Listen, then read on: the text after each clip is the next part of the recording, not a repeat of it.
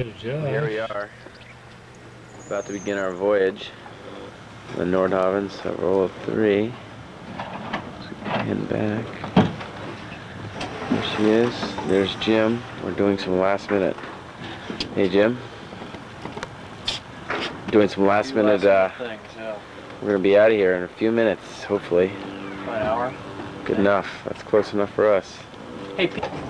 Here we are again. Little bow view. I expect this boat to take the Pacific Ocean by the tail and drive us right up on British Columbia. Hopefully, that's the way it'll be. Got a nice old stem iron there. Back up. There's the rig. Whoa. Our paravane structure that is going to keep us from getting sick and keep our meals from ending up on our laps, hopefully. Coming up, we attack Dan here, doing some little pre-game chart work. Hopefully he's got what we need to get us there. What do you think, Dan? We're leaving in 15 minutes, so it's probably time to get the charts out and About time to see where we're going. About time to check on the chart supply. Here we go.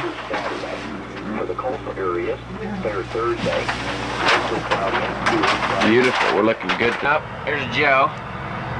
We're about to take off on this venture. Joe's got his cool shades on, chowing some health food there. Oh, hey, watch where you're going, Dan. Get us out of this thing. Hey, there we go. There's the proud owner, Mr. Pat. Hey, we're headed off on the journey. There's the last landfall. Whoa. There it is, the jetty. Perfect. Yacht Nordhavn. Headed north. Well, here we have Romeo and Juliet on the back porch. Whoa, hey, just those shades. There you go. We're just leaving now after Barry so conveniently stashed Jim keys in his pocket. Joe's already chundering. Good for him. There you go. Good move.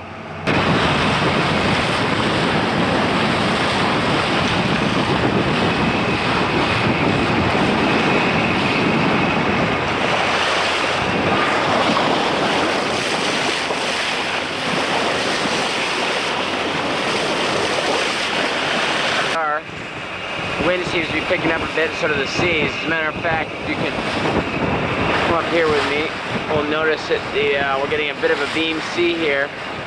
But the boat, if you can look at the boat in relation to the actual seas, is not moving side to side at all.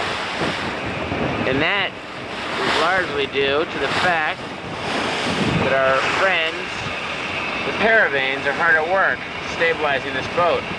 As a matter of fact, I'd venture to guess that right now it's blowing about 15 and a little bit of a beam sea, and we're running along perfectly smooth. It's great. There's that angle, whoa, from the other side. Little wave action. Goes Jim's camera. But tax write-off, I guess. Whoa, back down. The old Nordhavn plugging along with that stiff bow, huh? Perfect. Yee, cannonball. There we have it. Made a bench of a trip. Yeah, it's been grueling. As a matter of fact, nothing but bad things to say about this boat. Whoa. Whoa. Yeah, there's the galley. Nice and clean, spick and span. There's a table. Whoa. Let's take a road trip here. Stumble forward without bashing into anything and see what happens to the rest of the crew. Whoa! Look at that. Barry Hinckley, the man of food. Hello, Federal. Is anybody around? First of all, we're just coming up the coast here. We're just There we out are. of San Francisco. Going on the landline tomorrow. And out we come. And there's a Golden Gate Bridge around here somewhere. I think it's right there. And as you can see, seas are basically nothing. And, Fairbanes works well. You can see them stored up there. Back it off for you. But besides that, really nothing much to talk about. The old Nordhavn held up perfectly. As we were cruising around the deck, PAE flag batting in the breeze. This is what we're heading out into. It's gonna be rough tonight. It's gonna rain. Hopefully it won't be too bad. What do you say, Pat? I think it'll rock us lovely to sleep, Skipper. Think you'll see the sun come up in the morning, Jeff? Them that dies be the lucky ones. Army man. Let's take a look outside here. Whoa, hold on. What are we doing here? What is going on?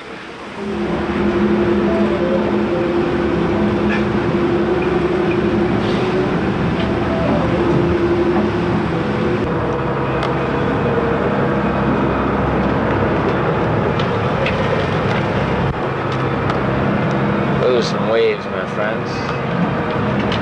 Rolling off. Oh, hold on. Bad boys just roll away, don't they? Take a view out this window here, just see Hey, there's a familiar face in a familiar position.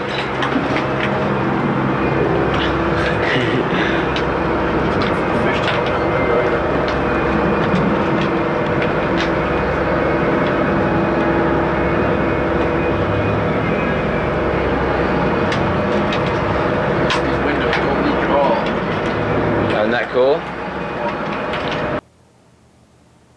These videos were taken in the absolute middle of the Atlantic Ocean, in between the Bermudas and the Azores.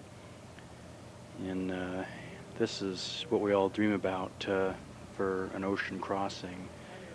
Beautiful warm temperatures, light air, flat seas. It's absolutely fantastic.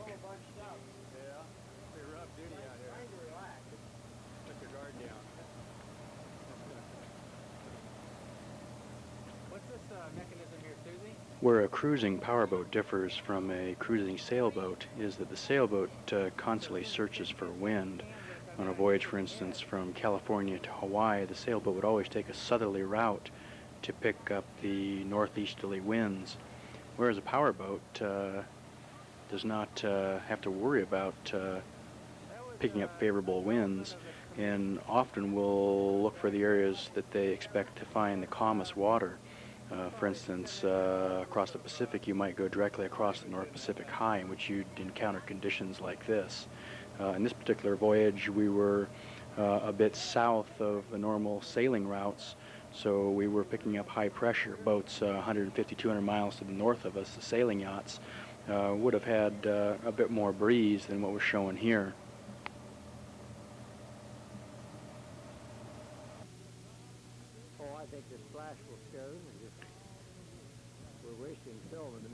During a stop where we were checking oil and transmission fluids, we took advantage of this super calm weather to go for a swim.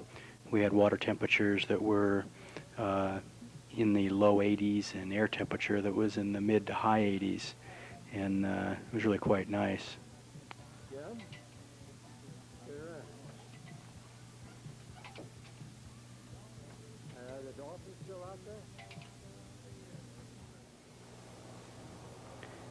It's a different boat in a different ocean.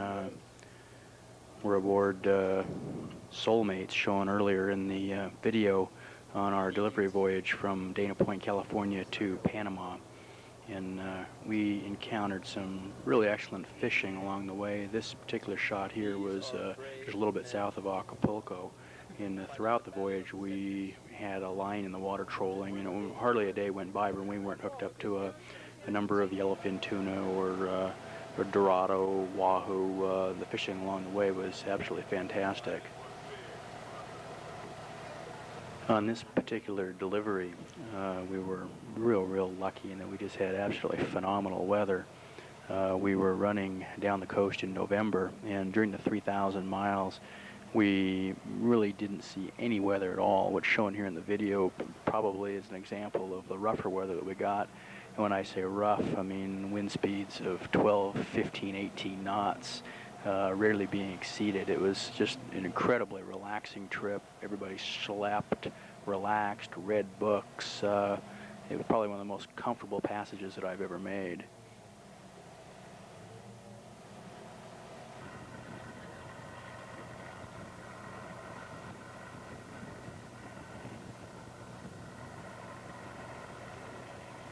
We were definitely traveling in style and comfort on this particular delivery.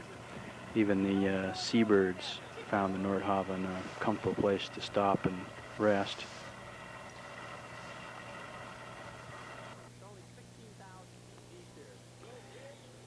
Another mid-ocean shutdown to check oil and water and transmission fluid.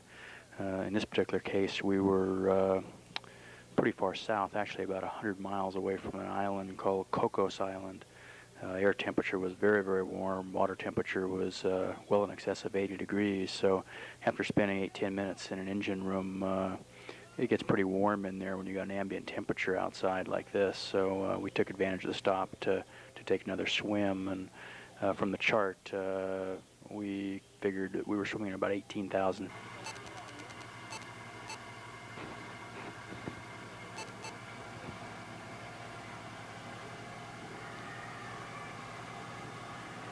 On this final leg of the voyage, we had known from WeatherFax information that the GPS was going to be down almost during the entire period of the trip between Cocos and Panama. This was in November of 1991 when they were doing the final adjustments on the GPS system. So we had to dead reckon almost all the way from Cocos into Panama, and making our landfall, even with radar. You know, the binoculars are out. You pay a lot closer attention to things after you've dead reckoned for over 500 miles. As mentioned earlier, we were to deliver this boat to the Balboa Yacht Club, where we would hand it over to the new owners.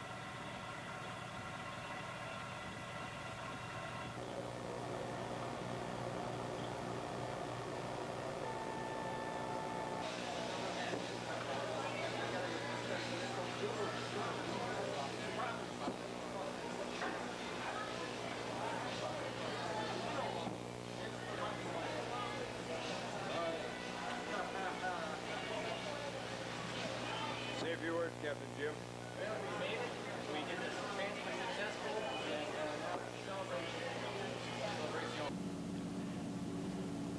Here we are back aboard Salvation 2 on its transatlantic crossing in May of 1992.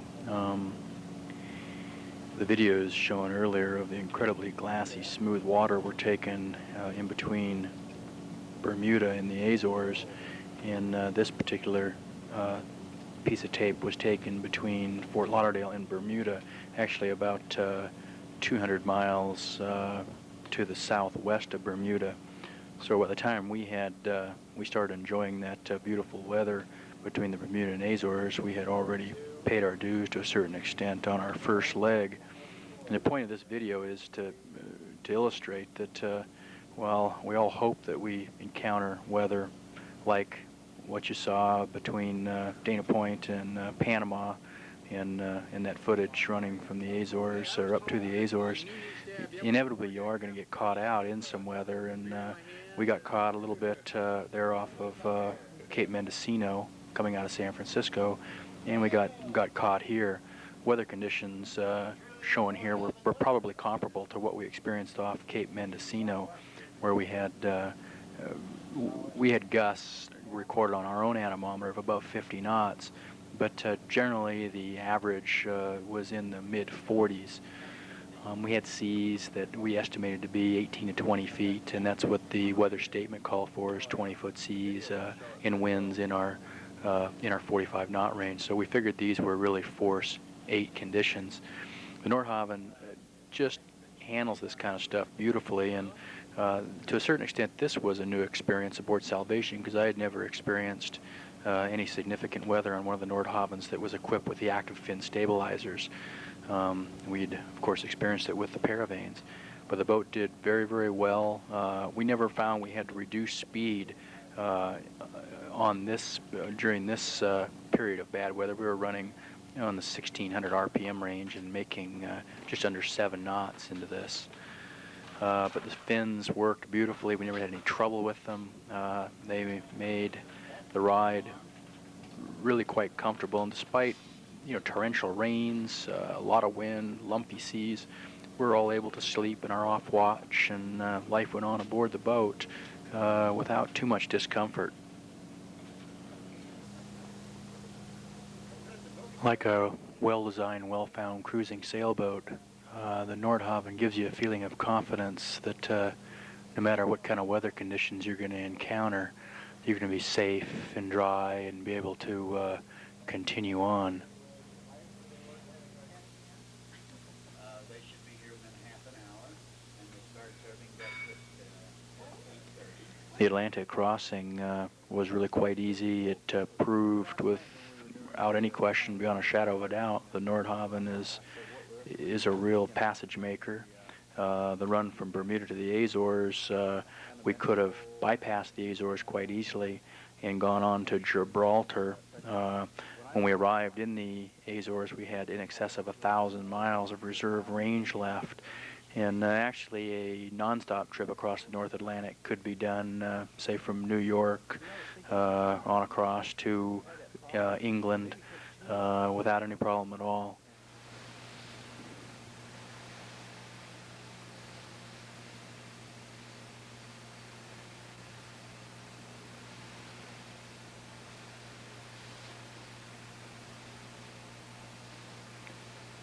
The Nordhavn is essentially offered as a semi-custom boat. There's a tremendous amount of variation available, and the boat can be built to suit each customer's exact needs.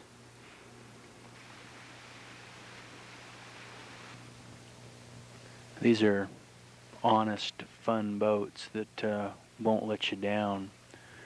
They perform beautifully under all conditions, extremely well built, and a real pleasure to operate.